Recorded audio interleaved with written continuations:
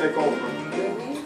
You're listening to Mind, Soul, and Spirit on CKUT 9.3 FM. That was music by David Frazier with Show Yourself Mighty. And a word from Pastor Omar Jarvis this Sunday morning.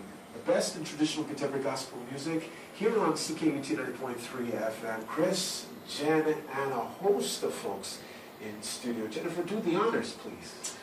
Well, we played a New Yorker, David Frazier, and we have some New Yorkers here in studio. And I always feel right at home whenever we have New Yorkers here, especially Brooklynites, because I feel like, you know, I'm back at my home church. So we have David Metayer and friends here in the studio. David Metayer, who we've been playing over the years, playing some songs that you can't understand, but that the folks at home definitely enjoy. And we're going to talk a little bit about his participation in the Convention Je sais qui je suis taking place this weekend at Le Taz, 8931 Papineau. I want to welcome you to the studio. Good morning, David. Good morning, everyone. Thank you for having me. So nice to have you. I know it's early in the morning. You were probably traveling all weekend. I can't imagine how tired you must be right now. I'm tired. I'm tired, but I'm happy to be here. Glad to be alive. So it's good to be here. It's an honor. You know, David, we've had a chance to meet both here and back home. Yeah. And I was saying to Christopher when he introduced you, I'm like, David is such a nice guy. Yeah, see, you rolled your eyes, and that just shows how humble you are. Now, how do you stay nice in the midst of all of the hoopla that takes place in the music industry?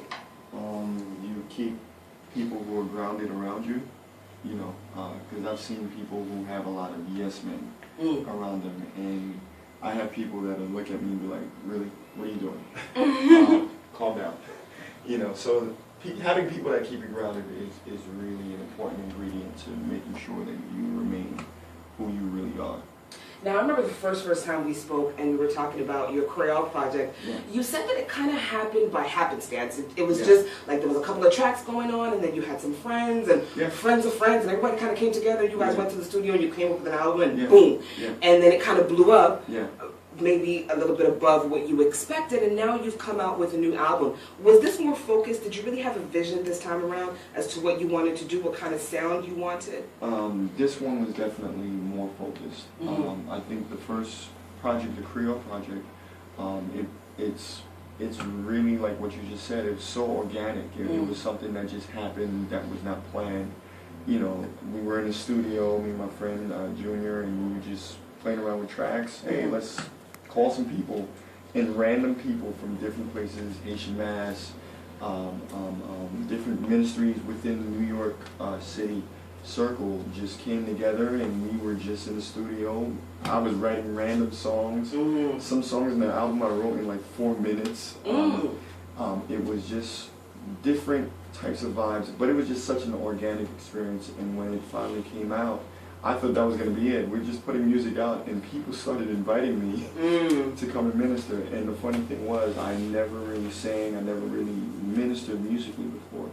So I was asking people to come out and help me sing, and people were coming out and they enjoyed it, and more churches were inviting me, and it was almost like an avalanche. It just kept building and building, the momentum kept building, and I was just like, wow, okay, I guess I have to keep on doing this, right, God? I guess.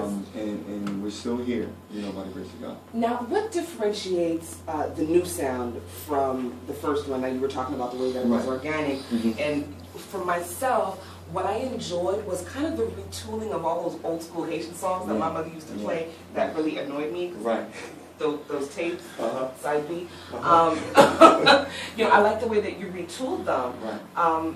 But I feel like maybe in this new project, you're being a lot more American. Are people complaining about that, or are people just happy to see the ministry move forward? Well, the thing is, with the Creole project, it's more of a compilation. If you realize, I really didn't do that much originals. Like you said, it was mostly hymns.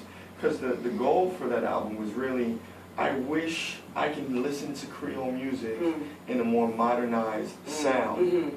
And that's where everything took birth.